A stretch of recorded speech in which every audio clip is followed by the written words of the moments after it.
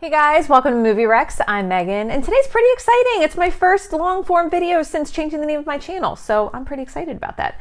Today I'm going to be looking at 5 comedies from 1991 that should hopefully make you say, ooh, I remember that. So let me know in the comments when you're done watching if any of those gave you that kind of feeling.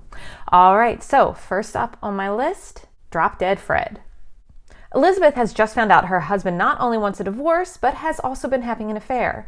Her car has been stolen, she's been fired from her job, and now she is left with no choice but to move in with her overbearing and emotionally numb mother.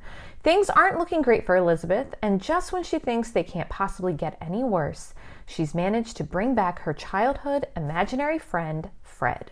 So this is definitely one of those movies that you watch differently as a kid versus as an adult. As a kid, you're like, oh my God, this is hilarious. All this slapstick humor and booger jokes. Oh, this is great.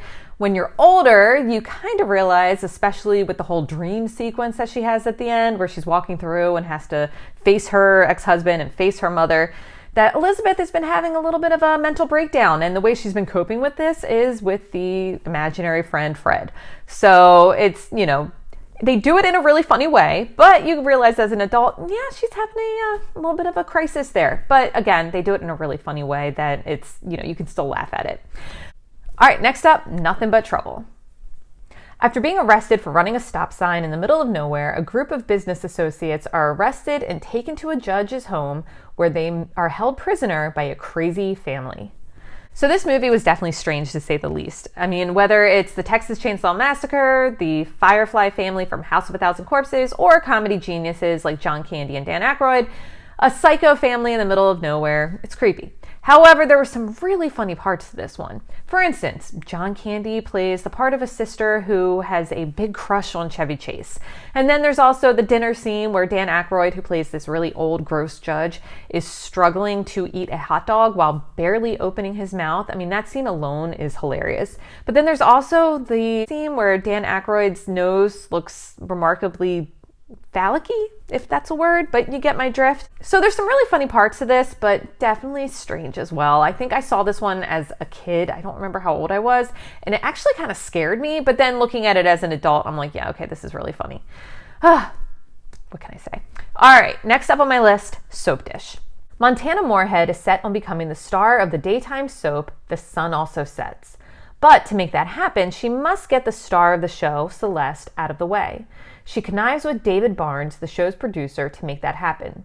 But unfortunately for Montana, nothing is going to plan.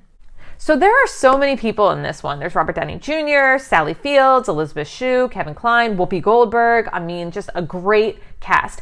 And part of what they do that is so wonderful in this movie is that they take the absurdities of soap opera storylines and they put those not only in the show within the movie, but also the storyline within the movie. So for instance, Celeste's niece, Lori, is actually Celeste's daughter, and we find this out right before she kisses Jeffrey, who happens to be her father. I mean, it's like all these crazy things, and it all culminates at the end when we find out that Montana, who's been having an affair with Robert Downey Jr.'s character, is actually a man. I mean, it's just so funny, so many twists and turns, and they do it while poking fun at actual soap operas. But what also makes it so great is that the actors in this movie, who at times are, very serious actors in other roles, play the part so honestly that it's funny. I mean, there's one monologue scene where Sally Field is apologizing to Elizabeth Shue's character, Lori, and she's going through this whole thing, and then all of a sudden Lori stops her and she's like, you're just repeating a monologue that was in an earlier show of this, of The Sun Also Sets. So it's just so funny because part of what makes it so funny is how honest they are in their portrayals of these characters. So definitely a great movie. If you have not seen this one, check it out. If you have, watch it again because it's funny and, we all need comedy in our lives right now. All right, next up, Oscar. Oscar follows Snaps Provolone as he tries desperately to keep his promise to his dying father that he would leave his life of crime behind and go straight.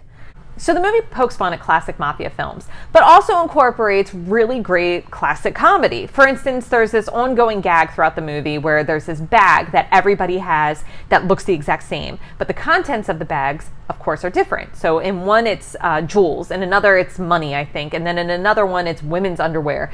And they keep getting mixed up, which obviously causes problems throughout the film. Then, of course, there's the characters that are just as funny. I mean, Snaps Provolone, his whole thing is that he snaps and, you know, makes stuff happen. And Chaz Palminteri, who is obviously an amazing actor. I mean, if you have not seen A Bronx Tale, oh, you are missing out. Such a great movie. But he plays one of the gangsters that works for Snaps Provolone, but he's like supposed to be really stupid and just, you know, like your typical, like, oh, stupid gangster. I don't know. He's so funny in this, though, especially compared to his other more serious roles. So there's one scene where Snaps Provolone is telling him, you know, to hand over all his weapons after he keeps finding more and more. So he's handing them over, and of course it's like one after another, after another, after another. And the whole time, Sylvester Stallone just has this look of disappointment and anger on his face, while Chaz Palminteri's character just looks kind of like, oh, I'm sorry, you know, I didn't mean to. Like, it's just so funny the way they do this. It's such a great movie. So again, this one, if you have not seen it, check it out. It's free right now on YouTube, and I'm going to leave links for this one as well as the other ones in the description. So make sure you look at that so that way you can check these out. All right, next on my list, and one of my absolute favorite Steve Martin movies, LA Story. Harris works for a Los Angeles television station as a wacky weekend weatherman. One day at a brunch, he encounters Sarah, a British reporter who has been sent to LA to write an article for the London Times. With the help of a delightful and rather verbose freeway sign, Harris goes on a journey to try and win the heart of Sarah and change his life forever.